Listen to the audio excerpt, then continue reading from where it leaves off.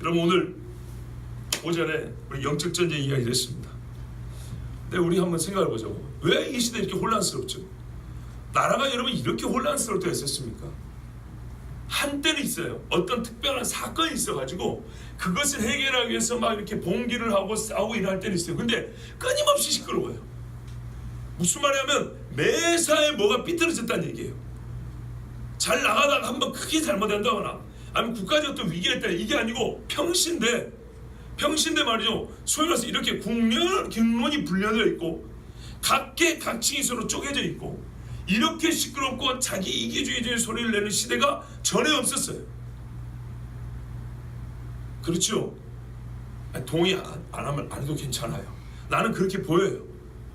그리고 보통의 시사평론하고 이 시대를 바라보는 나름대로 지식이 있다는 사람들은 항상 그렇게 얘기를 해요. 그래서 그 어느 때보다도 시국선언도 많고 자기들의 입장 표명도 많고 뭐 저기 시위하는 사람들도 많고 그걸 또 막아서는 사람도 많고 죄명도 각양각색의 죄목을 가지고 교도소를 왔다 갔다 재판을 받았다 말았다. 얼마나 복잡합니까?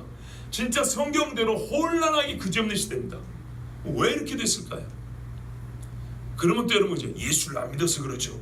그렇죠. 답은 그렇죠. 예수를 안 믿으니까 그러지. 근데 예수 안 믿는데 그게 통으로 이렇게 돌아가는 게 아니라 마귀는 예수를 믿지 못함으로 무엇을 어찌하여 어떻게 해서 어떤 과정을 쳐서 지금 여기까지 이르게 됐는가.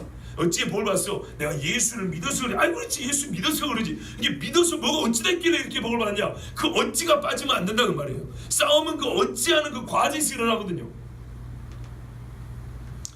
마지막 시대라는 징조가 자연재앙이 아니라 사람에서 나타난다는 것, 그걸 우리가 확실히 보고 있습니다. 자연재앙이 없다는 것이 아니고 성경에는요 마지막 시대의 징조를 먼저 사람의 마음에서 찾고 있다는 걸 알아야 됩니다. 믿음도 떨어지고 배반하고 배도하고 사랑이 식어지고 원수가 집안에 있고 그죠? 아노미 현상, 무질서, 하나님의 가르치는 정통의 파괴, 진리를 거짓으로 바꿔버림, 그죠? 사람에서부터 마지막 시대의 징조가 나타납니다. 바로 그것을 우리가 보고 있습니다. 우리의 싸움은 어디에서 일어나죠? 어디요? 여기죠. 또는 여기라 그러죠. 그죠? 싸움의 대상을 알아야 됩니다. 지피지기라 그러죠. 그리고 싸움의 성질을 알아야 됩니다. 이게 칼 들고 싸우는 것인지 아니면 스포츠 게임 싸움인지 공부하는 싸움인지 서로 싸움의 털을 알아야 됩니다. 하나님께서 다윗에게 어디로 가면 여호사밧에게서 어디서 만날 것이니 장소를 가르쳐 줍니다. 예, 아주 중요합니다.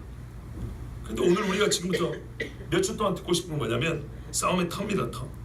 성경에서 말하기를 항상 승패가 갈리는 진짜 격전지는 사람의 마음이라고 합니다. 정신세계를 말하는 겁니다. 감성을 얘기하는 거고 지정의를 포함하고 영성과 지식체계까지 포함한 사람의 속을 얘기하는 겁니다. 대개 이 영적 전쟁은 사람의 생각과 정신세계에서 일어납니다. 그래서 오늘부터는 우리의 전쟁터인 사람의 생각에 대해서 우리 하나님 말씀을 통해서 좀 연구를 해보고 좀 배우고 싶습니다. 여러분 지금까지 제가 적지 않은 시간 동안에 마귀의 괴계, 그 중에서 마지막 시대에 사람의 마음을 도둑질하는 거짓말과 미혹의 속임수를 드러내서 전한 게 여러 번 됩니다. 그리고 그리스도는 이 시대를 어떻게 바라보는지 나름대로 신앙적 관점도 여러분이 전한 기억도 있습니다. 그리고 세상을 이해해야 된다. 이게 이해한다는 건 세상을 그냥 받아들이는 게 아니라 세상을 분석할 수 있어야 된다는 거예요. 그 실상을 파악할 수 있어야 된다는 우리 책임에 대해서, 그리고 이 직면한 문제에 대해서 성경적으로 어떻게 생각해야 되는지에 대해서 지금까지 전하지 않은 바는 아닌데 전하면서 느낀 게 있었어요. 예를 들면 어떤 예를 들면 지난 겨울에 혁명의 대상인 교회가 그 혁명가들을 외친다 그랬고, 몇 주 전에는 이 법이 있죠. 하나님의 법을 없애버리는 사람들이 하면서 로마서 얘기를 다시 했고, 그 외에도 동성애에 대해 얘기했죠. 그리고 생명과학 같은 데 문제했죠. 여러 가지 과학의 얘기도 했고 진화론 얘기도 했고 여러 가지 얘기를 했습니다. 그런데요, 그런 말씀을 전하면서 늘 조금 이 마음에 걸리는 게 뭐냐면 우리가 기본적으로 개념을 잘 모른다는 거예요. 예, 이 기초 오해하지 마세요. 이 개념적 기초가 약하니까 이 개념들을 막 사용해서 하는 설교를 이해를 잘 못하는 거예요. 결론에 가서는 우리가 그러므로 여러 가지 이거는 이해가 되는데 그 과정이 어떻게 해서 이 결론이 나왔는지 이 과정을 잘 못 쫓아온다는 거예요. 그래서 지난 2월 달에 그랬잖아요. 사회주의와 공산주의를 아십니까? 할 때 여러분 모르는데요 그랬다고요. 감은 뭔가 아닌 것 같은데 뭐가 아닌데 아니냐 이 말이죠. 그걸 알아야죠. 그죠? 우리는 민주주의를 살지만 민주주의의 개념은 모른단 말이에요. 민주주의를 경험하지만 민주주의가 뭔지는 잘 몰라요. 또는 내가 경험한 것을 언어로 풀이하지 못해요. 그죠? 성경을 잘 보세요. 비언어적 경험을 하나님은 항상 언어로 해석을 해줍니다. 삭개오 집에서 일어났던 일, 바람을 잠잠케 했던 일, 중풍병자를 일으켰던 일이 뭔지 예수님이 언어로 설명해 줍니다. 왜냐하면 언어란 하나님의 창조의 방식이고 창조의 도구일 뿐만 아니라 하나님의 형상인 인간과의 절대적인 의사소통 방법이에요. 하나님의 형상인 인간에는 뭐냐면 하나님의 이런 뭐가 있어요? 이 사고 능력이 있어요. 생각의 능력이 있다고요. 이 생각의 능력을, 이 생각을 표현하는 방법이 언어라는 거예요. 언어. 가장 정확하고 직접적인 표현하는 게 언어예요. 아시겠죠? 물론 때로 언어 대신 그 언어와 동일한 의미를 가진 행동의 형태, 행동의 패턴을 우리가 만들어낼 수 있어요. 이거 뭐예요? 이거 사랑이죠. 그런데 여러분, 사랑이라는 개념이 없는데 이거 뭔지 어떻게 알 거예요 도대체? 합의가 없으면 어떤 사람이 비둘기로 수천 마리 띄웠어요. 근데 다른 사람은 그게 뭐예요 하고 있어요. 왜 먼지나게 새를 띄우냔 말이에요. 저쪽에서 왜 띄웠어요? 평화하자고. 평화라는 개념이 있어야 되고 서로 그게 교환이 돼야 되는 거예요. 동일 합의가 돼야 되는 거예요. 알겠죠? 그 개념 알고 그 개념에 합당한 상징물로서 비둘기를 쓰지 않은 합의가 암묵적이든 명시적이든 이게 갖춰질 때 비둘기를 떼우면 니도 좋고 니도 좋고 나도 좋고 이렇게 하는 것이지, 그런 개념이 없고 지식이 없으면 괜히 먼지만 나르고 바이러스만 날린다고 이쪽에서 욕한다 그 말이에요. 그것처럼 제가 여러분에게 정말 이 교회가 이 세상 사람들에게서 지금 어떻게 공격을 당하는지를 설명을 하고 어떤 차원에서 우리가 이 전쟁을 준비하는지를 깨우고 싶은데, 깨우기 위해서는 그들의 사고체계, 그들의 속에 있는 것을 제가 여러분에게 가르쳐줘야 되잖아요. 근데 그거를 정확하게 말할 수가 없어요. 나타난 현상은 말할 수 있는데 그 현상이 왜 이렇게 나타났는지 그 뿌리를 말해줘야 되는데 이 뿌리를 정확하게 말해줄 수가 없단 말이에요. 그러면은 그때 필요한 거 뭐라고? 개념이라는 거예요. 개념. 이게 형이상학이라는 거예요. 예를 들면 제가 말씀드리잖아요. 삼각형을 어떻게 설명하냐고요. 예전에 말씀드렸어요. 누군가의 삼각형을 설명하고 싶을 때마다 야 있잖아 요렇게 생긴 거지. 이게 그게 뭔데? 아니 그러니까 뭐냐면 이렇게 쭉 꺼가지고 이렇게 꺼가지고 이렇게 된 거 있잖아. 요거 이렇게 뾰족한 거 3개 있고 선이 3개 있어. 요거 삼각형을 맨날 그렇게 설명해 보세요. 그 중에 직각삼각형을 어떻게 설명할 거예요? 정삼각형을 어떻게 설명할 거고? 직각 정삼각형 뭔지는 아시죠? 이걸 어떻게 설명할 거냐고요. 이 모양을 자꾸 말하면 이거 형이 하이라 그래요. 형 모양이 있어요. 그것을 그 모양 이하적인 설명이에요. 그러니까 보이는 대로 설명해요. 형이 상은 보이는 것을 보여주지 않고도 보이는 것처럼 설명할 수 있는 거예요. 그게 형이 상이라는 거예요. 그래서 삼각형을 말하라 그래요. 세 변과 세 꼭지점 이러면 도형, 내각협에 180도 그럼 삼각형 나오는 거예요. 이래서 개념이 중요하고, 아시겠죠? 형이상학적 설명 방법 도구를 우리가 얻어야 되는 거예요. 거기다가 그러다 보니까 성분과 성분에 나타나는 건 각이라 하는데 그 중에 각이 90도로 된 거를 직각삼각형이라 그래. 그리고 각이 똑같은 걸 정삼각형이라 그래. 얼마나 간단합니까? 그렇죠? 이러니까 우리가 차를 만들지, 건물을 만들지, 컴퓨터를 만들지 이게 쉽잖아요. 그죠? 주사역을 하는데 야 얼마큼 눈곱만큼, 목이 눈물만큼, 그게 뭐예요 도대체? 5cc 500ml 수액. 밀리미터가 뭔지 알아야지. cc가 뭔지 알아야지. 그렇죠? 단위의 약속이 있어야 되는 거예요. 단위의 정함과 그것에 대한 약속이 있어야 되는 거죠. 이게 바로 형이상학이에요. 이게 바로 뭐냐면 개념적 정의를 갖춰야 될 필요성을 얘기해 주는 거예요. 무슨 말인지 아시겠죠? 요게 약하니까 설명할 때마다 말이 잘 안 통하는 거예요. 경험을 하고 있는데 경험하고 있는 것에 대한 언어적 해석을 안 해봤으니까. 그러니까 이거를 설명하기도 어렵고 들을 때 이해가 안 되고 할 때마다 말이 이만큼씩 길어지는 거예요. 그래서 여러분, 우리가 지금부터 다음에는 그런 불필요한 시간을 낭비는 아니지만 소모하지 않고도 딱 한마디만 나올 수 있고, 그리고 그것에 더하여 더 깊은 것 또는 더 높고 더 넓은 것을 우리가 쌓아갈 수 있도록 앞으로 몇 주 동안 이 사상에 대하여 개념 정리를 좀 해야 되겠다는 생각이 들었어요. 근데 왜 하필 사상이냐? 뭐 다른 것도 많죠. 다른 종교에 대해서도 많고 우리 뭐 윤리 도덕의 문제도 많고 그런데 왜 사상이냐면 이 사상이야말로 이 모든 세상의 혼란과 우리 전쟁이 지금 우리가 싸우고 있는 이 신앙의 싸움에 이 두드러져, 그러니까 표면화된 이 전쟁의 뿌리이기 때문입니다. 즉 이 잘못된 생각에서부터 시작돼서 우리가 알면서도 못 이기고 또는 몰라서도 못 이기는, 그 싸울 생각조차 하지 못하는 이 기가 막힌 이상의 싸우고 어떤 일을 싸우는데 우리는 저게 싸워야 되는 것인지 싸우지 말아야 될 것인지 모르는 그 모든 이 속임수와 더불어서 이게 우리가 싸워야 될 것이긴 한데 어떤 얘기는 이게 싸워야 될 것인지 아닌지도 헷갈리게 만드는 그런 희한한 전술을 가지고 기독교인들을 공격하고 있는 이 마귀의 도구가 뭐냐면 사상이기 때문입니다. 그러면 이 사상이 무슨 뜻인가? 말 맞다는 그것부터 정의를 해봐야 되겠죠.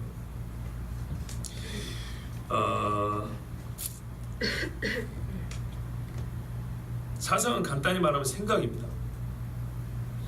간단히 말하면 생각인데요, 이 사상에 대해서 간단히 설명하면 여러분 오히려 이해하기가 더 어렵습니다. 제가 만약에 사전을 찾아서 사상이란 이런 것입니다 해버리면 여러분 이해하기가 더 어렵다고요. 그래서 사상이란 것을 먼저 개념 정리를 할 때 제가 하나씩 쌓아서 개념 정리를 만들어 드릴게요. 개념을 정리하게 해드릴게요.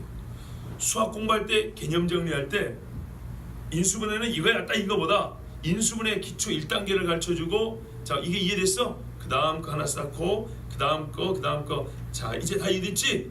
이게 인수분해야 이렇게 가르쳐주는 것처럼 제 사상이 뭔지 한 통조를 말처럼 이게 사상이 이게 아니라 하나씩 해준 다음에 여러분 요게 사상입니다 이렇게 가르쳐 드릴게요.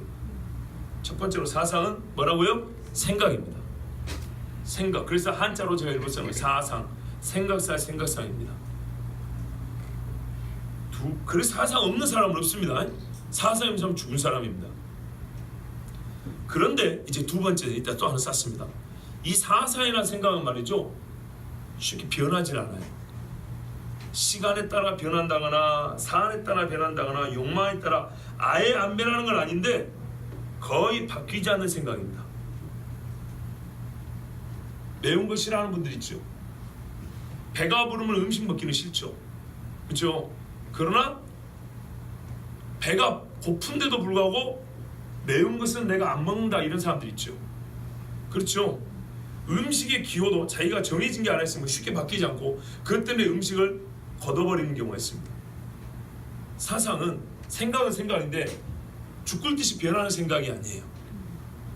꾸준한 힘을 발휘해서 오래가는 생각이에요. 함부로 변하지 않아요. 바뀌지는 않는데요. 또 보세요. 아까 매운 음식 안 먹어 이런 것처럼 단편적인 게 아니에요. 단편적인 게 아니고 여러 가지 생각들의 집합으로서 집합이 된 집합적 성격을 가진 생각이에요. 여기까지 따라오시겠죠?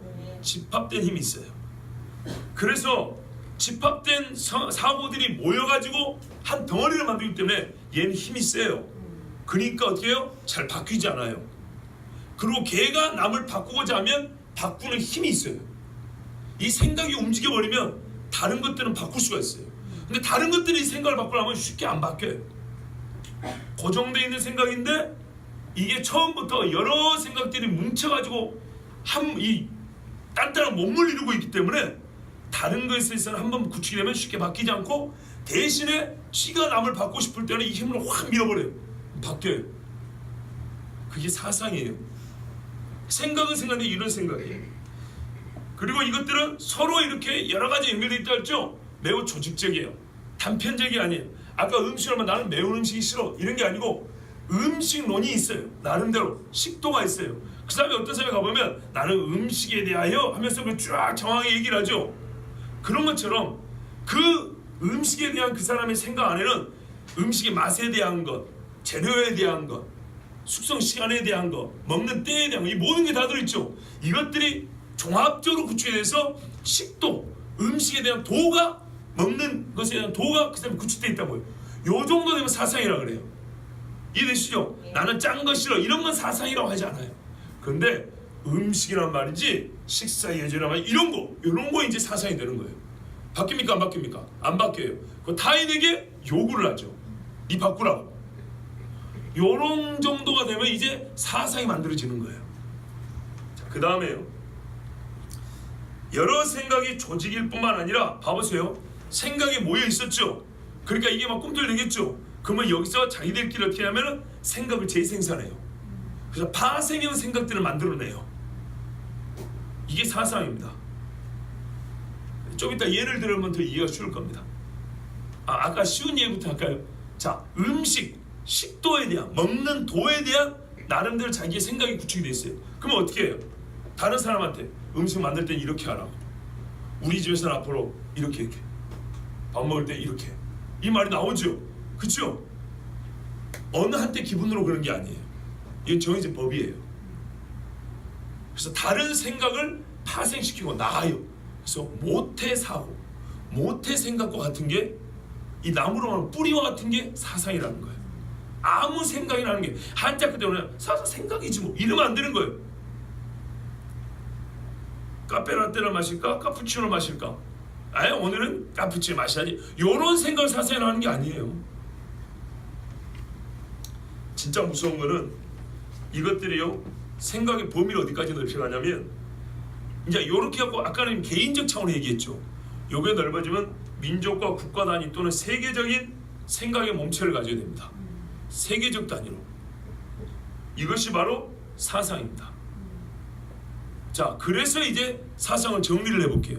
사상이란 오랜 시간 축적된 생각의 합이나 어떤 한 개인의 생각이 다수의 사람들에게 동의와 지지를 얻어, 결국엔 생각입니다. 특정 시대나 세대를 이어 광범위한 지역에서 동일한 행동 양식과 문화를 형성하고 국가 체계 등 인간의 삶 전체를 지배하는, 결국은 이 뒷부분이에요. 인간의 삶 전체를 지배하는 세계관적 사고체계 또는 세계관적 지식체계입니다. 왜냐하면 이 생각이란 어떤 생각을 말하면요, 지식적인 생각을 얘기하는 거예요. 지식체계로서 사고를 말하는 거예요. 이런 걸 사상이라고 합니다. 그러면 예를 들면 뭐가 있을까요? 우리나라가 어떤 정치 체제를 갖고 있죠? 자유민주주의죠. 이런 걸 사상이라고 해요. 이제 아시겠죠? 옛날에 나치 보세요. 국가사회주의당입니다. 그들이 표명한 게 그것이고, 그게 그들의 사상입니다. 국가사회주의라는 사상에 물들어서 그거를 표명을 하고 국민들의 지지를 얻었어요. 나치는 당을 만들고, 그죠? 그 생각, 그 같은 생각을 사람끼리 모여서 하나의 조직을 만들었어요. 그리고 그 조직을 전 국민에게 말했더니 전 국민이 동의와 지지를 해줬어요. 그래서 어떻게 해요? 유태인들을 다 죽이고, 비아리안 계통적으로 인종 우월, 이게 우세가 우열한 인종과 열등한 민족으로 나눠버리고, 그리고 어떻게 해요? 진화론에 따라서 다 우리가 지배해도 된다는 이런 이데올로기를 거기서 파생해서 계속 만들어냅니다. 여러 생각들이 짬뽕이 돼가지고 나치당을 만들었습니다. 근데 그 나치당이 만들어지고 나니까 거기서 또 다른 파생형의 생각들이 나와서 사람들의 삶을 지배하고요, 전 세계적인, 그렇죠? 사람의 삶을 완전히 지배해버리는 사고체계가 독일이라는 한 나라에 구축이 되어버렸습니다. 일본은요, 지금 북한은요, 봐보세요.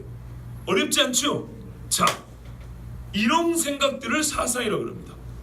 그러면 이 사상을 마귀에게 뺏긴 거하고 뺏기지 않은 거하고 차이가 클까요 안 클까요? 어마어마하게 크죠. 어마어마하게. 그래서 보통 이런 말이 붙는 거예요. 근데 사상을 모든 것을 다 아우르기는 또 너무 광범위하니까 약간 이렇게 분류를 합니다. 정치 사상, 종교 사상, 문화 사상, 이렇게 말하죠. 그런데 봐보세요. 그 영역의 크기를 보세요. 정치, 종교, 문화라는 것이 삶에 미치는 영향력을 보세요. 거의 절대적인 수준입니다. 그렇죠? 그러니까 아까 말한 거예요. 삶의 전체를 지배하는 세계관적 사고체계라는 거예요. 아시겠죠? 세계관이라는 이 안에 어떤 신앙적 요소가 동시되어 있습니다. 그러니까는 신뢰를 하고 있는 이 지식체계에 대하여 내가 신뢰를 해요. 그래서 그것으로 말하면 내가 믿어버리는 거예요.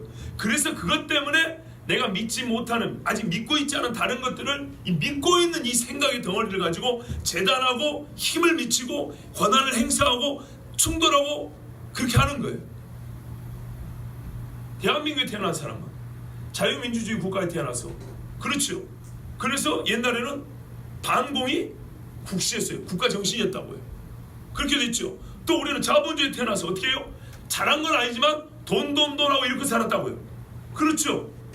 그걸 잘했다는 게 아니에요. 사상이 뭔지를 가르쳐주는 거예요. 경제사상 중에 자본주의에 빠져있으니까 어떻게 돼요? 하나님보다 돈을 우선시한다고요. 돈 하면 신앙도 팔아버리고 5억이면 친구도 배신한다는 소리가 나오고,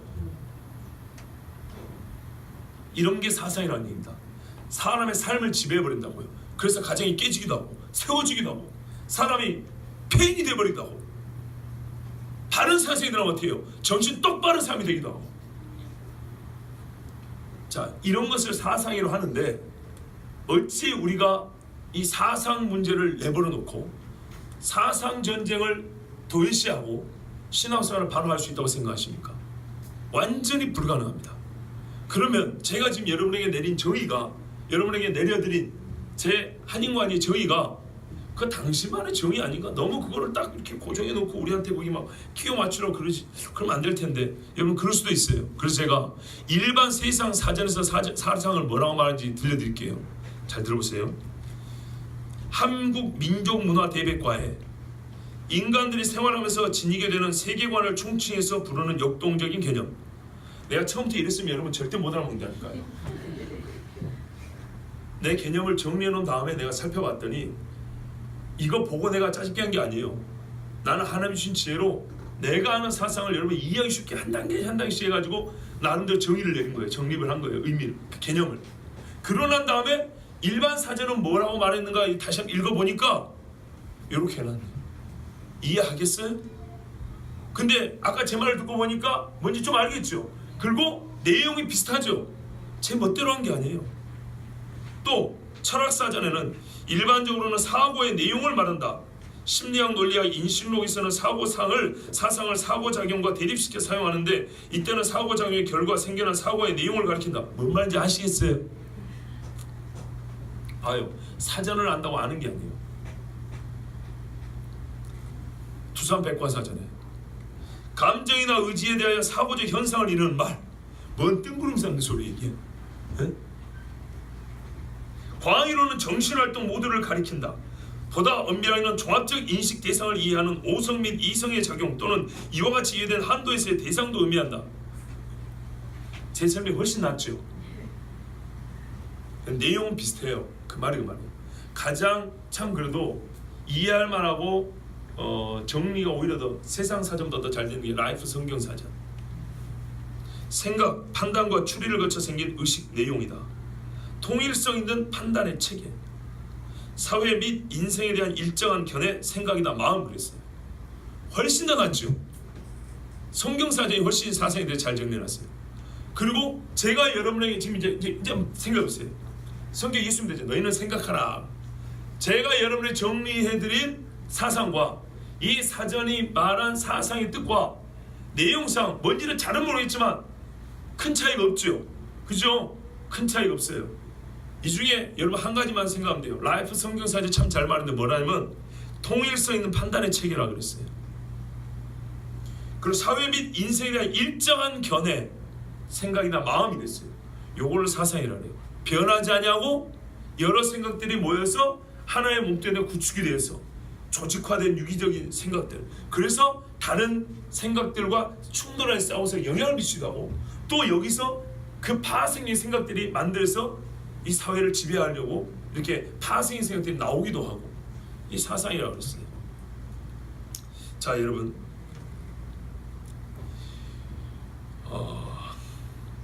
그러면 우리가 여기서 한번 생각해 볼 필요가 있어요. 왜 성경사전에 사상을 정의를 해놨을까요? 철학사전, 정치학사전 같으면 이해가 되는데 왜 성경사전에 사상이 정의가 내려져 있다고 보십니까? 성경사전에 사상이라는 게 찾아진다니까요. 무슨 말이냐면 성경을 읽는 사람들이 사상에 대하여 알아야 된다는 얘기고 성경이 이를 말하고 있기 때문이겠죠. 그러니까 성경사전에 사상이 있는 거예요. 이 자체가 얼마나 우리에게 큰 깨달음을 주는 거 봐보세요. 우리의 사상이라는 문제가 성경만 뭐라고 신앙만 뭐라고 생각하는데 아니라니까요. 성경사전이 사상을 가르쳐주고 있어요. 그 말은 곧 성경이 사상을 가르치기 때문이겠죠. 예를 들면 참 많아요. 근데 1차적으로 여러분 사상이라는 말이 실제로 있는 것만 말씀을 드릴게요. 역대상 28장 9절에 보면 내 아들 솔로몬아 너는 내 아버지의 하나님을 알고 온전한 마음과 기쁜 뜻으로 섬길지어다. 여호와께서는 모든 무엇을 감찰하사? 마음이죠. 개정판에는 그래요. 옛날 번역은 사상을 감찰하사 이렇게 되어 있습니다. 여호와는 네 모든 사상을 감찰하사 모든 의도를 아시나니 내가 만일 그를 찾으면 만날 것이요 만일 내가 그를 버리면 그가 너를 영원히 버리시리라 그랬어요. 근데 여기서 말뜻이 중요해요. 너의 모든 마음, 그 사상을 안다는데 이게 무슨 말이냐? 마하샤바 예체르란 말이에요. 마하샤바 예체르는 뭐냐면 마하샤바는 마음을 말하고 예체르는 틀을 말해요. 틀. 네 마음에 일정한 틀이 있다는 거예요. 그 틀에서 다른 생각들이 들어오면 그 틀에 맞게 나오고 그 틀에 맞는 또 다른 같은 모양새를 가진 마음들이 파생이 나오는 거예요. 이해되십니까? 사상이라는 게 뭐냐면 그냥 생각이 아니고요. 우리 몸뚱이에 이 뼈대가 사람의 신체 구조를 형성하는 이런 모양을 만드는 뼈 구조가 있는 것처럼 얼굴의 모양새의 대부분은 골격에서 나타나잖아요. 그죠? 어떻게 해서 골격이 나타나처럼 사람과 짐승을 나타내는 골격 구조처럼 마음의 골격 구조를 말하는 거라 이 말이에요. 그 뜻이 성경에가 있어요. 창세기 6장에 사람의 생각이 어려서부터 악할 뿐임을 보시고 마치 그런 것처럼 이 사람이 생각을 만들어내는 생각 공장하면 생각 공장에 프레임 틀이 있는 거예요. 이런 걸 사상이라고 그런다고요. 그러니까 제가 내린 정의가 여러분 틀리지 않은 거예요. 이게 성경이 말 그대로 마하샤바 예체 네 마음의 생각의 틀, 생각의 형태를 아시다니 그때마다 음욕을 품고 그때마다 도둑질하고 이걸 여러분 그보다 한 차원 더 높은 데서 니는 근본적으로 타인의 물건에 대하여 니 거 내 거 구분하지 않는 그런 생각을 갖고 사는 사람, 타인의 물건을 취하는 것에 대해서 전혀 문제의식을 가지지 않는 엉망진창의 도덕정신을 가지고 모든 각 소유를 생각하는 그런 판단의 생각 틀을 갖고 있는 사람이라는 걸 내가 안다 이 말이에요. 우리 흔히 말하는 너는 도둑놈 신발을 갖고 있기 때문에 도둑질하고 싶은 마음의 생각으로 도둑질을 한다는 말이죠. 무슨 말씀인지 알겠죠? 이런 걸 사상이라고 그런다고요. 이사야 66장 18절을 보세요. 내가 그들의 행위와 사상을 아노라. 때가 이르면 문나라와 언어가 다른 민족들을 모으리니 그들이 와서 나의 영광을 볼 것입니다. 자, 왜 내가 행위와 그냥 마음이라고 랩을 마음도 있는데 왜 마하샤바라는 이런 말을 썼냐? 바로 그거라니까요. 사상적 의미의 마음, 생각들을 말하는 거예요. 네 행위와 사상을 아노니 유대인들이 일관되게 하나님 앞에 해온 행동을 보세요. 그 일관된 반역적 행위, 일관된 불순종 행위는 일관된 마음에서 나왔기 때문에 쓸 때, 힘을 쓸 때 그냥 마음이라고 이 사상이라는 뜻을 담고 있는 마하샤바라는 단어를 썼다 이 말입니다. 이거를 조금 더 확장했으면 마하샤바 예체를 써야 되는데 뒤에 예체를 빼도 이게 뜻이 된다 이 말입니다. 이게 뭔 말인지 아시겠죠? 신약에 하나만 더 보면 사도행전 28장 22절에 이에 우리가 너의 사상이 어떠한가 듣고자 프로네오란 말인데 이 사상이 어떠한가 뭐냐면 바울이 말이에요. 복음을 전하잖아요. 바울이 복음을 전하는데 아테네 사람들은 이 사람 이 말쟁이가 무슨 새로운 가르침인가 막 했잖아요. 그런데 이제 그걸 그때도 이 사상적 이야기를 할 수 있지만 유대인들이 잡혔어요. 잡혀가지고 유대인들하고 법정에서 이제 논쟁을 하고 있습니다. 바울이 자기 변호를 한다 이 말이죠. 그리고 로마로 압송이 됐죠. 로마로 압송이 돼서 유대인 지도자를 불렀어요. 유대인 지도자를 불러서 바울이 복음을 전합니다. 복음을 전하는데 이 유대인 지도자들이 뭐라 그러냐면 우리가 너의 사상이 어떠한가 듣고자 하니 이 파에 대하여는 어디서든지 반대를 받는 줄 알기 때문이다. 로마에 살고 있던 유대인들이 이미 바울이라는 인간이 무엇을 전하고 있는지 무슨 이야기를 하고 있는지 들었다는 거예요. 그런데 뭐라 하냐면 이것이 너의 사상이라고 그랬는데 너 개인의 생각이 아니라 지금 세상을 소란스럽게 하는 이 파라고 얘기를 했어요. 무슨 말이겠죠? 생각의 덩어리, 생각이 집단화된 생각들을 말할 때 말한다고요? 사상이라고 그런다고요. 제가 내린 정의를 여러분이 동의할 수 있도록 제가 나름대로 세상의 사전적 근거와 성경적 근거를 말씀드리는 겁니다. 이제 사상이 뭔지, 그리고 왜 사상을 우리가 알아야 되는지 아시겠죠? 예, 그렇습니다. 사상의 정의를 일단 우리가 좀 알았습니다. 그리고 성경에서도 사상을 얘기하고 있다. 그러면 우리가 사상을 연구해야 될 가치는 충분합니다. 이유는 충분합니다. 그런데요, 그 이유를 몇 가지 더 생각해 보면 사상의 정의에서 왜 우리가 이 사상을 연구해야 되는지 알 수가 있습니다. 아까 말한 사상은 강력한 지배력을 가지고 있다고 그랬습니다. 전체주의 사상, 제국주의, 공산주의, 민주주의, 입헌군주정, 왕정 국가, 왕정주의, 여러분 다 강력한 지배력을 갖고 있죠. 한 나라의 정치 체제를 바꿉니다. 이거는 정치 사상을 얘기한 겁니다. 종교 사상은요, 힌두이즘이라는 힌두교가 사상화된 체계일 때 그 즘이라는 걸 붙입니다. 무슨 주의? 말하면 힌두주의입니다. 힌두교라는 종교가 사상화될 때 힌두주의라고 얘기합니다. 인도의 사람들 사는 거 봐보세요. 왜 이렇게 사냐? 힌두교 종교 사상이 그들을 그렇게 그런 삶으로 인도하는 겁니다. 끌고 가는 겁니다. 그 종교 사상이 그들에서 이 생각에서 지워지고, 말하면 기독교 사상, 성경의 생각이 들으면 어떻게 돼요? 우리가 똑같이 하나님 앞에 목숨을 걸고 예수 믿는 사람 되는 겁니다. 한마디로 세상을 다스리는 힘이 이 생각에 있습니다. 만일 사상이 하나님의 뜻에 부합하면 좋겠죠. 이게 바로 다윗 때 이야기입니다. 모세와 여호수아 때 그나마 참 괜찮았던 때 이야기입니다. 그런데 여러분, 하나님을 대적할 경우에는 전 세계는 반하나님적인 세상이 되는 것입니다. 단숨에 그렇게 됩니다. 이게 니므롯 때 이야기입니다. 니므롯이 어떤 사상을 퍼뜨렸습니까? 우리가 다시는 흩어짐을 면하자. 하나님 흩어지라 그랬죠. 번성하라 그랬죠. 인류의 삶에 대하여, 생활 방식에 대해서 니므롯의 사상이 그겁니다. 우리는 한 곳에 모여서 도성을 쌓고 우리의 힘을 가지고 살아야 된다. 이게 바로 이 말 독립정신입니다. 우리가 일제가 썼던 독립정신이 아닙니다. 예수 말하는 독립정신은 뭐냐면 하나님에서 독립하는 독립정신입니다. 자율주의. 이 독립정신에 의해서 니므롯의 세계가 구축된 겁니다. 그것을 그 시대 사람들이 받아들인 겁니다. 근데 그렇지 않다. 우리는 하나님에 대하여 어떻게 하면 절대적 의존관계다. 아시겠어요? 우리 피조물은요, 하나님에서 자유를 가지고, 이 자유가 뭐냐면 하나님 의존적 삶의 방식을 가집니다. 이게 하나님을 아는 사람입니다. 그런 사상을 가진 사람은, 인간이라는 존재는 절대적으로 하나님을 의존하고 살아야 된다. 하나님의 이끄심을 받는다. 이런 생각을 갖고 사는 사람은 아니다. 우리는 얼마나 능력이 탁월하냐. 우리는 신과 무관하게 우리가 독립적인 세계를 구축해서 살 수 있다. 이런 생각을 가진 사람은 어떻게 해요? 두세가 쫙 갈라지는 겁니다.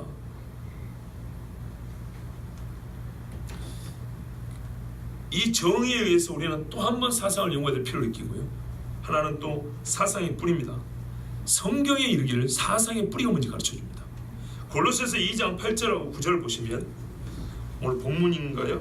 본문의 3장이죠. 2장 8, 9절을 보면 이렇게 돼 있어요. 누가 철학과 헛된 속임수로 너희를 노략할까 주의하라. 이것이 사람의 유전과 세상의 초등학문을 쫓음이요 그리스도를 쫓음이 아니니라. 아멘. 도대체 뭘 보고 철학과 헛된 속임수라 그럴까요? 이게 말로 지금 제가 여러분을 말한 사상입니다. 봐보세요. 아테네 얘기만 해보자고요. 에피쿠로스 학파, 스토아 학파, 철학입니다. 대개 사상들은 철학 개념이죠. 철학에서 나오죠. 철학자들, 그죠? 철학을 함께 연구한 사람들에서 나옵니다. 이때 당시에도 수많은 사람들이 세상의 철학에 빠져 있었습니다. 예수님 오시 전부터 그리스와 헬라 세계에는 철학자들이 당대의 선생으로 군림하고 있었습니다.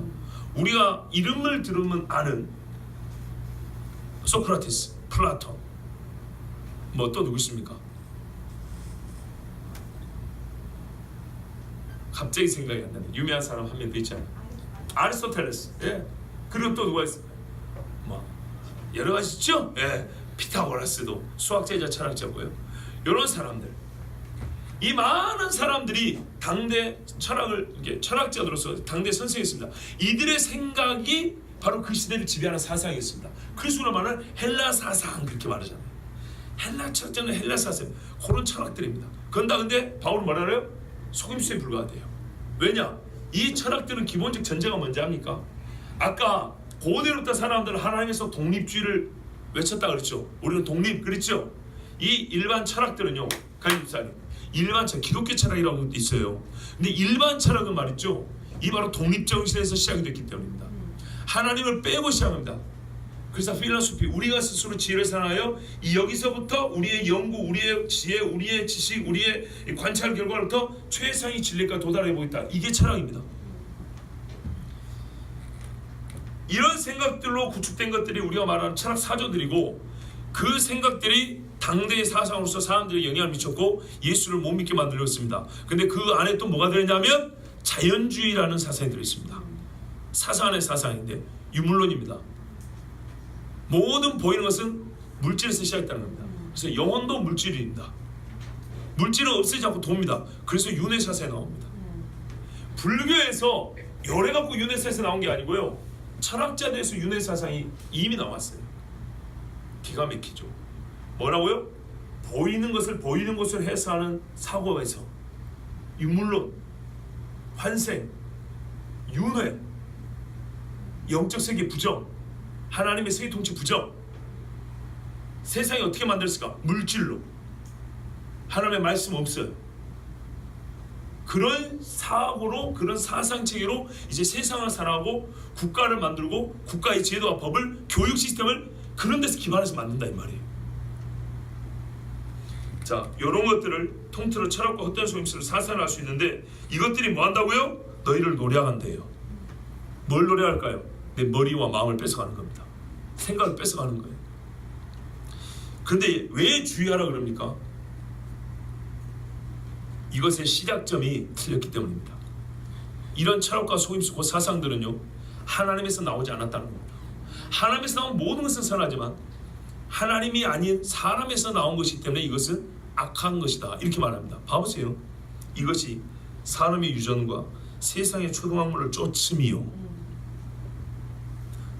사람이 좋아하는 것들, 사람이 사람 마음에 원하여서 만들어놓은 그 길을 계속 쫓아가는 것일 뿐이고, 세상의 초등학문이란 말은 뭐냐면 아주 수준 낮은 가장 저질의 원리를 말하는 겁니다. 아시겠죠? 사람이 연애를 해도 가장 저질스러운 방법이 있어요. 사람이 또 뭐가 있을까요? 공부를 해도 가장 저질스러운 공부하는 방법이 있어요. 그죠? 돈을 벌어도 가장 정말 저질스럽게 돈을 버는 방법이 있어요. 써도 제일 저질스럽게 하는 거죠.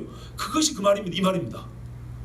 이 철학과 헛된 수임에서 이런 이 사상이라는 것들은 말이죠, 사람의 길을 쫓아서 만드는 것일 뿐만 아니라 세상에서 우리가 찾을 수 있는 가장 저질스럽고 가장 수준 낮은 원리들을 쫓은 것이라 이 말이에요. 이건 그리스도를 쫓으면서 하나님의 말씀을 쫓으면서 나온 것이 절대 아니라 이 말입니다. 그럴듯하게 보여도 절대 그렇지 않다는 겁니다. 그런데 멍청하게 이 청년들 말이죠, 고등학교 졸업하고 대학교 보내놓으면 이것들이 사사할 정신이 없어요. 심리학과 보내는 게 아니야. 지가 간다 해서 가지 말고 가. 그러면 프로이트주의자가 되었고 왔어요. 프로이트 추종자가 되었고, 잘하면 칼 융의 추종자가 되었고 온단 말이죠. 정치학과 보냈더니 갑자기 뭐 칼 막스 추종자가 된다니, 아니면은 뭐 다른 뭐 교육학과 보냈더니 존 듀이의 추종자가 되었고 온다든지, 아주 웃기는 일을 벌이신다라고요.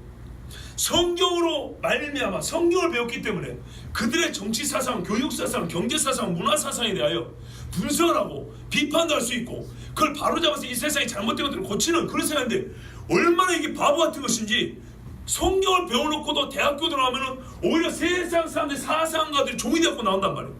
그 제가 옛날에 7년 전에 설교를 했어요. 대학교에 다니는 대학생이라고. 이 어떤 의미냐면, 대학생이랄 때 대자 있죠. 큰 대자입니다. 이 큰 대는 어떤 의미에서 쓰냐면 알이 충실하고 광채가 나는 그것을 크다 그럽니다. 중국의 장법이라는 장파라는 시인이 한 말이에요. 예. 충실하고 광휘가 나는 것을 대라고 부른다. 위대야 이렇게 말했어요. 그런데 일반 대학교를 보면 어떻게 되냐면 학문의 지식이 충실하고 광채가 날 정도의 지식을 배운 게 아니라 거역하다, 맞서다 할 때 대자 있죠. 한국대 일본 할 때 그 대자 있죠. 그런 대학생이 된다고요. 하나님 사상에 맞서는 자가 되고 나온다고요. 이런 바보 같은 짓을 하지 말라고 청년들한테 외쳤던 기억이 있어요. 바로 그겁니다. 그리스도를 쫓음이 아니고 세상의 사람의 유전과 뭘 쫓아요? 가장 저질스러운 마귀가 준비해놓은 그 길 중에 원리 중에서 가장 수준나는 걸 쫓는 거. 이게 바로 세상의 사상이라는 겁니다. 그런데 그것 쫓아가지고 어느 때는 실증주의, 어느 때는 뭐 실존주의, 어느 때는 뭐 포스트 모더니즘 난리도 아닙니다. 예? 자기 배운 선생님 따라 학파의 영성에서 저렇게 밖으로 싸움한다고 난리도 아닙니다. 그래 봐야 영혼 하나 구하지 못하는 것. 예? 죽을 사람을 살지도 못하는데.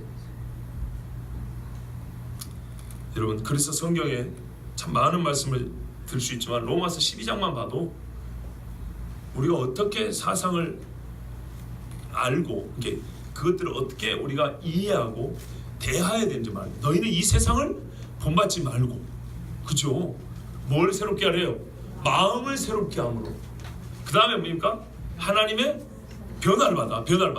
변화 안 된 마음은 안 되는 거죠. 하나님의 선하시고 기뻐하시고 온전하신 뜻이 무엇인지 분별하라 그랬죠. 이 뜻이 그냥 감정의 문제입니까? 아닙니다. 지식의 문제입니다. 영적 지식입니다. 즉 쉽게 말하면 세상 철학적 사상이라 영적 사상으로 바뀌지 않으면 절대로 하나님과 동행하며 하나님의 사람을 살 수가 없다는 얘기입니다. 그런데 도대체 우리가 하나님 사상으로, 성경에 그런 말 있죠. 하나님 사상으로 채워져 있는지. 그러니까 하나님을 믿음이라고 하면 왜 하나님 사상이라고 할까요? 하나님을 성경에 말해요. 골로새에 보면 지식까지 새롭게 하면 뭐라고 그러죠? 이거는 삶을 지배하는 지식체가 된다니까요. 지식이 돼야 돼요. 감정적 의존, 내 어려울 때마다 생각나는 그 사람이 있어요. 그 사람한테 하면 그 사람이 도와줘. 이런 의존적 의미로서만 누구를 믿는다는 게 아니라 구체적으로 지식을 주는 이로서 믿는 거예요. 예? 오늘 내가 누구를 만내? 무슨 대화를 해야 돼? 하나님이 나에게 원하시는 대화법은 무엇일까? 그 지식을 가르쳐주는 분이 하나님이에요. 내가 씨를 뿌려야 돼. 근데 하나님은 내가 이 넓은 땅에 무엇을 뿌리길 바랄까? 선교를 하는데 어떤 방식으로 선교를 하기를 원할까?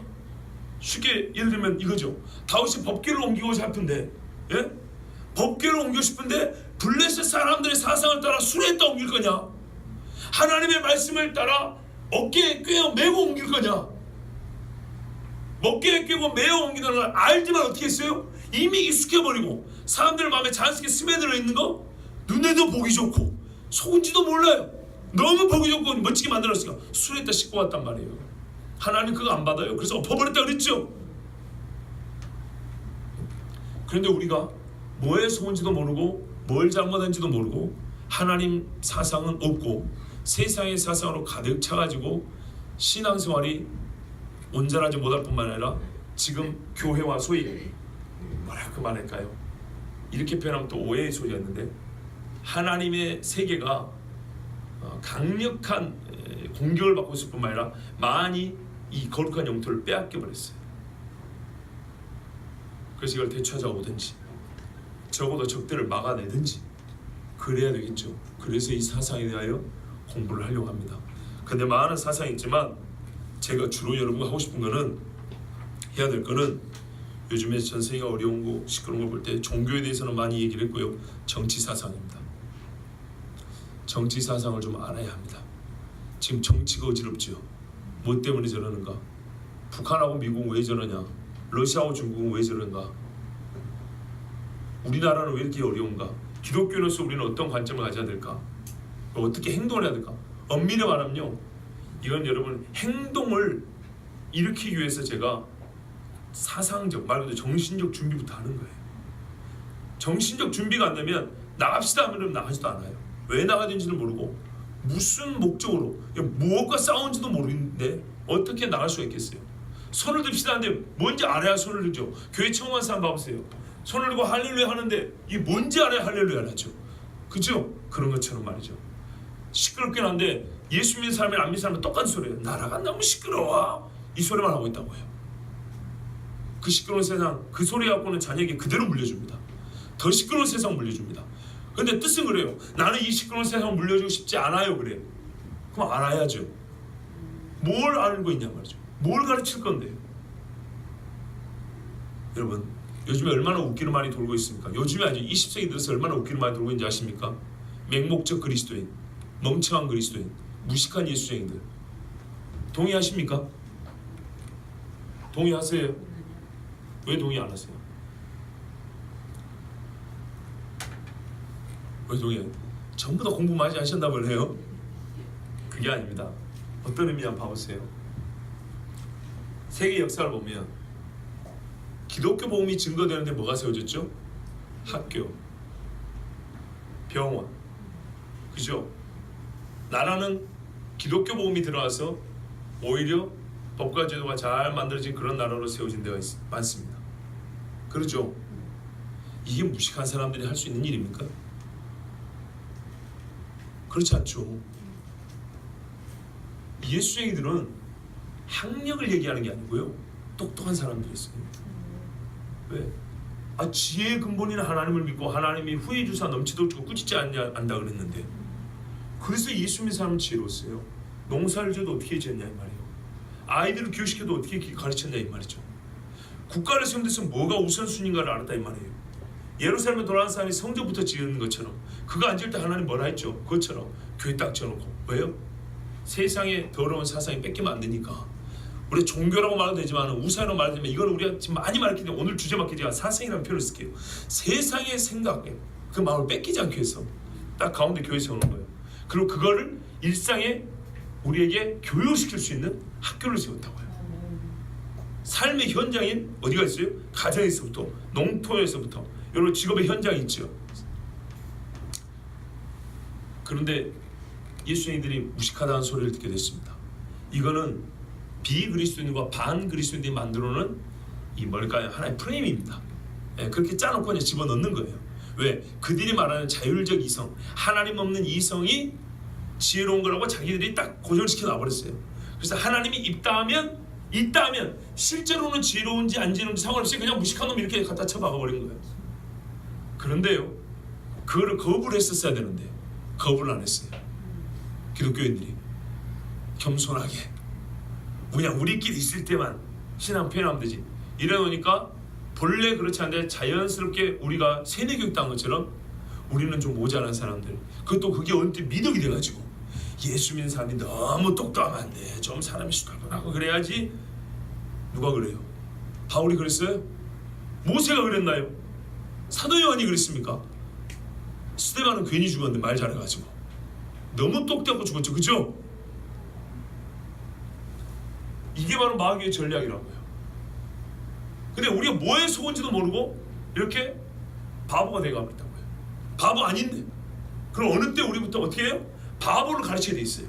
야, 예수님들은 너무 그러면 안 된다고, 너무 따지면 안 되고, 너무 똑똑하면 안 되고, 그냥 그래서 그거를, 그 무지와 그 게으름을 세상이 만드는 그 프레임에 들어서 내가 저버렸다는 것을, 그를 기독교적으로 포장을 또 잘해놨어요. 뭐라고? 이걸 은혜라고, 은혜스럽게 하는 거예요. 근데 내용을 보면 은혜가 전혀 없어요. 은혜스럽게 했는데 불법이 거기 들어있고, 은혜스럽게 했는데 사람들이 막 자빠지고 막 교회에서 떠나버리고 난리가 났어요. 뭐 진리에 싸운 것도 아니고 은혜스럽게 했다는데, 보니까 은혜라는 게 덮는 것 뿐이었어요. 생각하기를 그쳐버리고, 싸우기를 그쳐버리고, 진리를 지키는 그쳐버리고, 그냥 불편한 것들을 무마하는 걸로 그쳐버린 거예요. 그러니까 어떻게 돼요? 세상에 완전히 져버렸어요. 진짜 무식한 예수님들 돼버렸어요. 그리고 이거를 다시 깨우려고 하니 쉬워요? 어려운 거예요. 세상 사람들은 다 아는 개념도 우리는 몰라요. 그거 알면 어떻게 해요? 니는 신앙적인 관심을 갖고 있는, 너무 세속적인 관심이 이렇게 해줘. 그렇죠. 세상은 마귀한테 내주고 교회만 지키면 되죠. 이런 생각 자체가 벌써 증거예요. 이게 바로 세상에 만드는 사상이에요. 너희들은 교회 안에서만 있어, 그 말이에요. 세상은 우리한테 맡기고, 뭐 예수쟁이들이 무슨 뭐 정치판에 나서려고 그래, 뭐 예수들이 그 경제에 뭐 말하려고 그래. 성경에 보세요. 인생의 모든 것을 다스리는 하나님이에요. 네? 제발 그런 생각을 버리십시오. 그리고 그 생각 어디서 왔는지 출처로만 따져보시라고요. 내 생각, 이런 생각 어디서 왔을까? 도대체. 그리고 어디서 왔는지를 생각하면서 동시에 생각해 뭐냐면 근거를 봐야 돼요. 근거. 남에게 뭔가를 주장하려면 근거가 있어야 돼요. 저도 여러분에게 일반, 미안하지만 다른 목사님 무시하는 게 아니라 보통의 설교 스타일로 하면 어떻게 도입을 해버리면 되냐면, 여러분 우리가 살면서 여러 문제가 많습니다. 그중에 사상적인 것도 문제입니다. 그리고 오늘 본문에 보면 이 보면 그 에베소 4절 보면 마음에 험한 것을 행함 같이 하지 말라. 이 마음에 험한 것이 어떻게 나오겠습니까? 생각이 잘못된 나온 거죠. 이렇게 바로 도입해도 돼요. 그리고 뭔가 좀 헛수한 것 같은데 하여튼 우리는 사상전쟁에서 이겨야 됩니다. 여러분 그리스도에는 예수 믿는 사람들 세상이 있습니다. 사상이 있습니다. 말이 틀린 건 아닌데 알맹이가 하나도 없잖아요. 그죠? 근데 그런 설교를 좋아하고 익숙해져 버렸어요. 바로 그것도 세상이 준 겁니다. 그게 은혜인 것처럼. 아니라니까요. 그러면 로마서는 쓰여질 수가 없어요. 그죠? 얼마나 논리적입니까? 얼마나 근거에 충실합니까? 근거 없이 하나의 주장이 없어요. 단어 하나하나를 얼마나 그러니까 엄밀하게 선택했습니까? 이건 학교에서 가르쳐준 게 아닙니다. 도리어 여러분 성경을 보면 배울 수 있는 겁니다. 말하는 법을 성경에서 배우는 거예요. 말을, 이 언어를 활용하는 것을 성경에서 배우는 거예요. 근데 글러준 성경을 애들한테 왜 책을 읽히죠? 말 배우라고. 말 배우는 건 어떤 말을 배우라고요? 철자 배우라는 게 아니고요. 말을 활용하는 법을 배우라는 얘기예요. 그래서 책을 읽히잖아요. 그 활용한 법을 이게 지식책으로 담아놓고, 그래서 여자는 와, 저 사람 책을 많이 봐서 그런지 뭐 이런 말 하잖아요. 그러면서 희한하죠. 그러니까 우리가 얼마나 미안합니다. 이 말 한 번만 듣자 용서가 되지 바보 같은지 몰라요. 아이를 가르칠 때는 그렇지만 우리가 이 귀한 책을, 세상에 이렇게 두꺼운 책을 받아놓고, 이 수준 높은 책을 받아놓고, 이 깊은 진리의 보호를 받아놓고, 읽는 것을 읽지도 할 뿐만 아니라 이해도 못할 뿐만 아니라 이 언어 활용에 대해서 성경적으로 하나도 안 배워요. 집어대로 말 다 해버려요. 이게 문제입니다. 그러니까 이게 다 근데 종합적으로 뭐라고요? 사상적인 문제라고요. 자, 더 말씀드릴 것도 많지만은 시간이 많이 갔기 때문에 간단히 정리를 하도록 하겠습니다. 예수님이 누가복음 12장 54절에서 56절 보면 너희는 천기를 분별할 줄 안다 그랬어요. 기상 상태는 안다는 거죠. 구름이 끼면, 그러니까는 아침에 구름이 있으면 날이 굳다 그런가요? 저 지금 정확히 기억 안 나고, 붉으면 저녁에 날이 붉으면 날이 맑겠구나 이런다는 거죠. 어떻게 합니까? 경험에서 안다는 거예요. 경험만 하면 아는가요? 우리가 흔히 말해요. 닭대가리라고 그러잖아요. 붕어머리 3초면 잊어버리죠. 그죠? 기분 무슨 말이냐면 이거는 기억력에 더불어서 분석력이 있다는 겁니다. 사람 머리는. 그래서 경험이 축적되면 일관된 데이터를 컴퓨터가 아니라 이 머릿속에서 그거를 딱 뽑아낸다는 얘기입니다. 그래서 날씨를 딱 보면 농사 지어본 사람 알죠. 또 황해 본 사람 알죠. 바람 이쪽 바람 저쪽 바람 딱 보면 알죠. 그래서 너희 그렇게 머리를 쓸 줄 안다는 얘기입니다. 근데 어디는 안 쓴다고요? 이 부분은 닭대가리라는 거예요. 뭘 분별을 못한대요? 뭐예요? 아니 누가 보면 뭐라 나왔습니까? 뭘 모른다고요?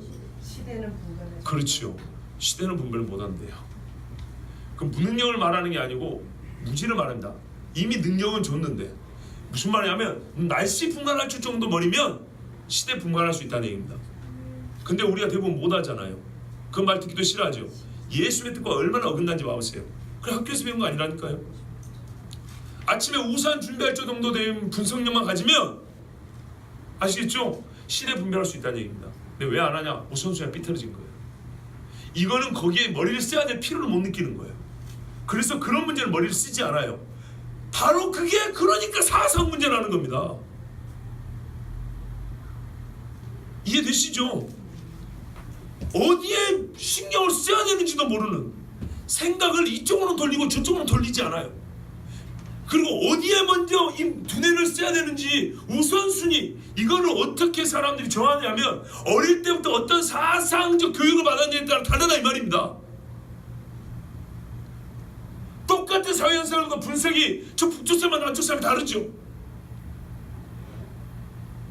기독교인과 비기독교인이 다르죠.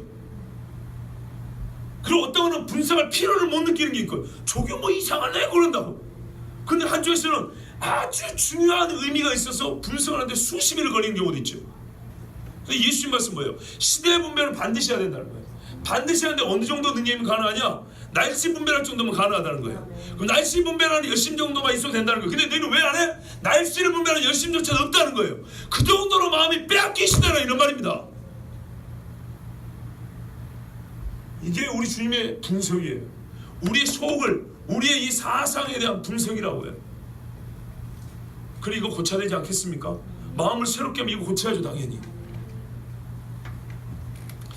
자, 이제 간단하게 말씀 보겠습니다. 에베소서 4장 24절 보세요. 그러면 내가 이것을 말하며 주 안에서 증거하노니 이제부터는 너희는 이방인이 그 마음에 험한 것을 행함같이 행하지 말라 그랬어요. 자, 이방인이 행함이 문제인데 어째서 이 이상한 행함이 나왔냐 했더니 허망한 마음에서 나온 거예요. 허망한 마음에서 허망한 행동들이 나오는 거예요.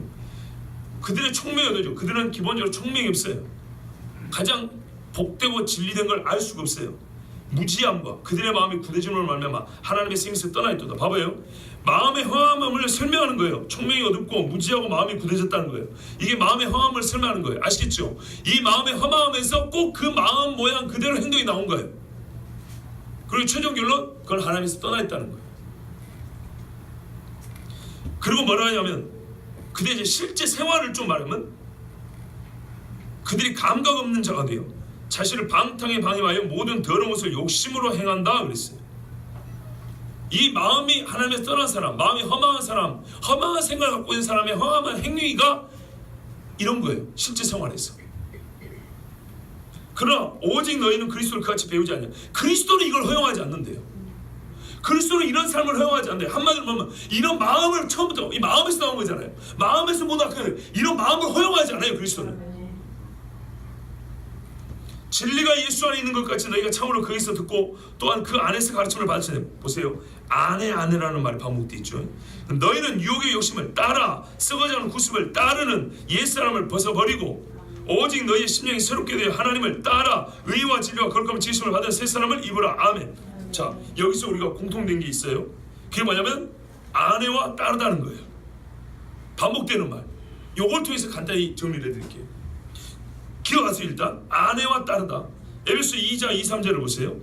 한 장 앞에 넘기세요. 에베소 2장 2절과 3절을 보면 그때 예수 믿기 전의 이야기입니다. 그때 너희는 그 가운데서 행하여 어쨌다고요? 그 가운데서, 그 밖이 아니고 그 변두리가 아니고 그 무리 안에서, 쉽게 말하면 그 생각 덩어리 안에서 끌려가는 거예요. 이 세상 풍조를 따르고, 풍조가 뭐예요? 풍조가 다 사상과 사상에 따른 행위들을 말합니다. 이 세상 풍조를 따르고, 소위 유행이라는 거 봐보세요. 에? 공주의 권세 잡은 자를 뭐 했다고요? 따랐으니. 보세요. 결국에는 공주의 권세 잡을 따른 거예요. 에베소 4장으로 말하면 유혹의 욕심을 따라가는 거고 썩어지는 구습을 따라가는 거예요. 근데 어떻게 따라가요? 봐보세요. 가운데서 따라가는 거예요. 무슨 말하면 항상 그런 거 아니지만, 예를 들면 사람들이 막 데모하려고 모이잖아요. 정당한 데모도 있습니다. 그러나 데모하려고 모이는데 뭔 일이요 들어가 있는데 내가 그 무릿속에 들어가 있는 거예요. 막 물밀듯이 밀어가니까 올라오면 따라가. 이렇게 이해되시죠? 이 세상 사람들이 어떤 생각의 덩어리를 갖고 살아. 내가 그걸 분석해보지도 않았어요. 파악해보지도 않았어요. 성경적으로 비판해보지도 않았어요. 이게 옳은지 그른지 생각에 여유가 없어요. 왜? 우리는 생각을 안 하니까. 머리를 안 쓰니까. 하나님이 요구하는 정도의 머리를 안 쓰니까 뭔지 모르고 어느새 나도 모르게 그냥 생각 없이. 그래갖고 옛날에 경찰서는 많잖아요. 아니 뭔가 좀 신념이 있었고 하다가 두드러 맞고 경찰 괜찮은데 뭔지 모르겠다가 괜히 억울하다 그래. 나는 그냥 있다가 보니까 그 가운데 있게 된 거예요. 그래요. 억울하지만 어쩔 수 없어요. 왜요? 그 가운데 있었으니까. 꼭 이런 식이라고요. 이 생각 없이 하면 어떻게 하면 나도 모르게 어느 순간 그 가운데 있어요. 가운데 있으면 어떻게 해요? 둘러싸운 힘에 의해서 움직이고 싶지 않아도 자동적으로 움직이게 돼 있어요. 바보같이 일어나가 저기 다 떨어진다니까. 네? 이러면 그 가운데 있으면 어떻게 해요? 따라가요. 앞에서 끄니까 이 무리가 쭉 가니까 나는 뭔지도 모르고 이러고 따라간다고요. 이게 예수 없을 때 생활이었다 이 말이에요.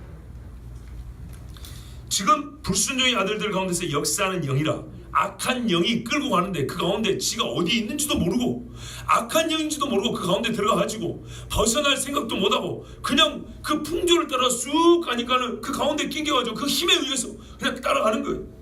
우리도 다 그 가운데서 보세요. 예수 믿은 우리도 그 전에는 어떻게 해요? 다 그 가운데 있었다는 거예요. 그 가운데서 우리 육체의 욕심을 따라지려면 여기 있으면 근데 좋은 거 아니었어요. 육체의 욕심을 따르긴 좋아요. 데모를 생각하지만 데모는 하나의 제가 이제 그 형태를 가르쳐드리는 것인 거예요. 아시겠죠? 원리를 설명하는 그런 것이고 우리가 세상에 살던 때는 생각해보세요. 세상 사람들이 쫙 가. 다 그런데 다 그래. 우리만 잘하잖아요. 그런 말 하잖아요. 다 그러는데 니만 유독 그를 유별로 할 필요 있냐고. 바로 그거예요. 그 가운데 가면 되지. 가는 대로 따라가면 되지. 우리도 다 그랬어요. 그러면 뭐가 좋아요? 육체의 욕심을 따르는 데는 좋아요. 육체와 마음에 원하는 것을 하여 결국에는 세상에 맞는 사상이 다 이런 거. 아까 뭐랬어요? 사람의 유전을 쫓으며 세상에 가장 유치한 저질스러운 원리를 따르며 그랬죠. 그 원리가 고상에 포장했지만 결국은 이거예요. 제가 이 자리에서 다 말씀 못했지만 세상에 유명한 철학자들 사상가들이요 삶을 보면 미안하지만 개차반인 사람들이 얼마나 많은지 아십니까?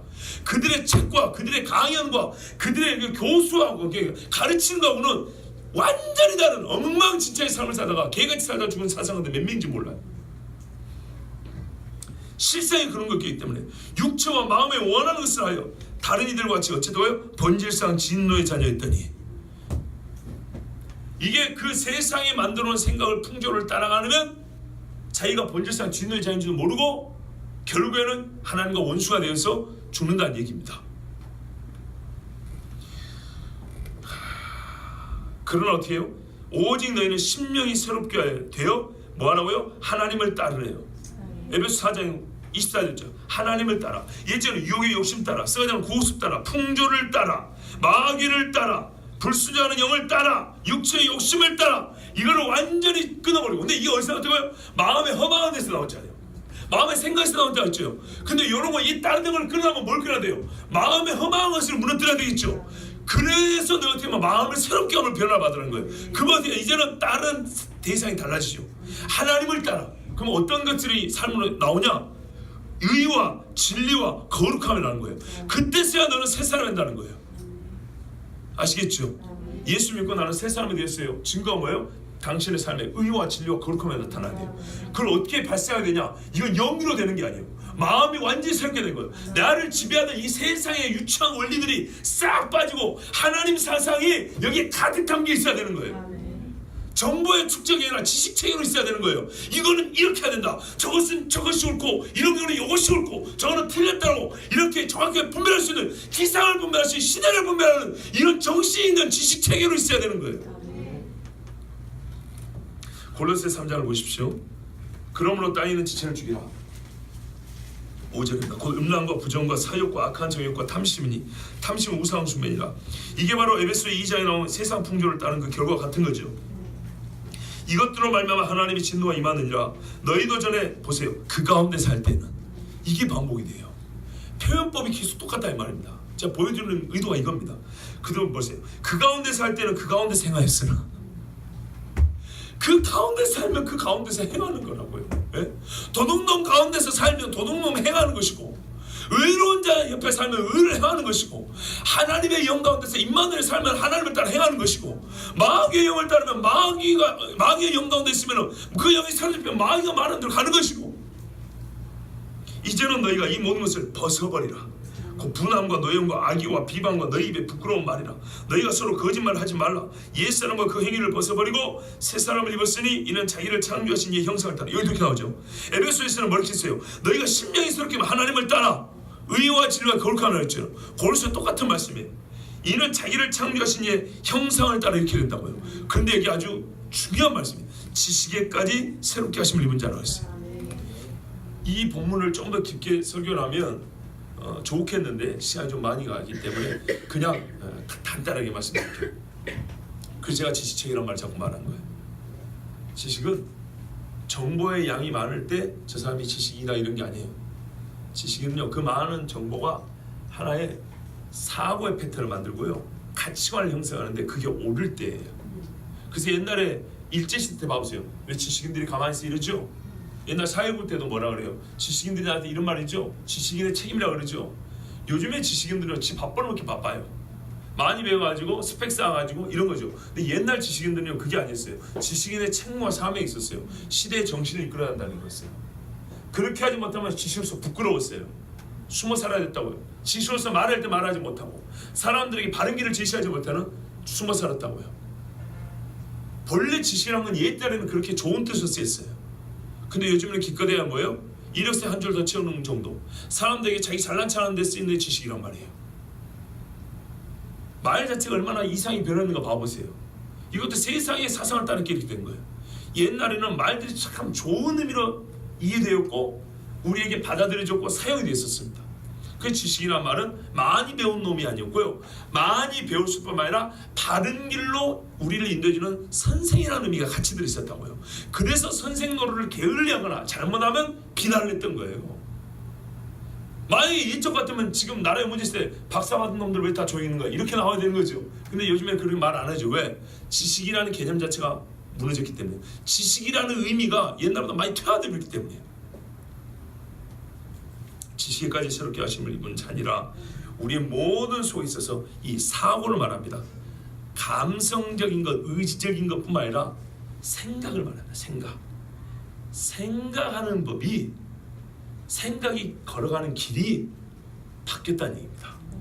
성경대로 하나님의 뜻에 따라 하나님의 형상을 따라 그랬죠. 하나님처럼 생각하면 꼭 하나님 닮았다는 얘기예요.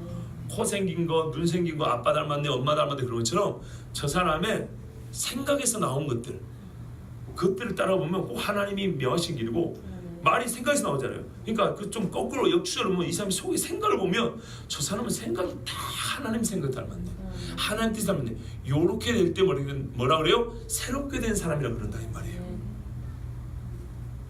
그러니 우리가 이 생각 전쟁에서 세상을 패해버리고 세상의 풍조를 따라가 버리고 하나님의 말씀에 따라 하나님을 닮은 생각을 할 줄 모른다면 이 얼마나 불행한 일입니까? 그런데요, 이 시대가 이렇게 혼란스러워진 것은 바로 이것만은 아니지만 이때보는 게 큽니다. 이제 제가 다음부터는 때로는 주로 오제될 수도 있고 때로는 오가 될 수도 있겠는데 주로 정치 사상 중심으로 해서 어떻게 우리가 이 생각 전쟁에서 졌는지, 그리고 어떤 생각 즉 사상들과 지금 싸워야 되는지, 장래에 우리가 또 싸움을 준비하는 입장에서 그리스도인으로서 어떤 이 사상적 무장을 해야 되는지 그걸 좀 함께 연구하고자 합니다. 여러분 듣기에는 약간 이제 강의적인 스타일이 될 수 있어요. 오늘 성경 말씀 많이 이용을 하고, 왜냐하면 입문 시간이기 때문에 성경적 신앙적 근거가 있어야 되기 때문에 제가 이 말씀 드린 것인데, 다음부터는 이제 하나하나 그런 사상들을 짚어가면서 볼 때 물론 신앙과 다 연관이 있습니다. 예. 그렇지만 약간의 강의적인 성격이 있다 하더라도 좀 이해하시고, 그런데 이 한번 몇 주 동안 이걸 딱 들어놓으시면 다음에 더 깊은 하나님의 말씀, 시대를 분별하는 하나님의 말씀을 진짜 준수하는데 큰 유익이 있을 것입니다. 그리고 우리가 어떤 행동을, 우리의 행동의 방향을 어디로 틀어야 되는지에서도 분명히 하나님께 주시는 큰 뭔가 길잡이가 그 말씀을 통해서 전해줄 줄 믿습니다. 이 시간에 기도합니다.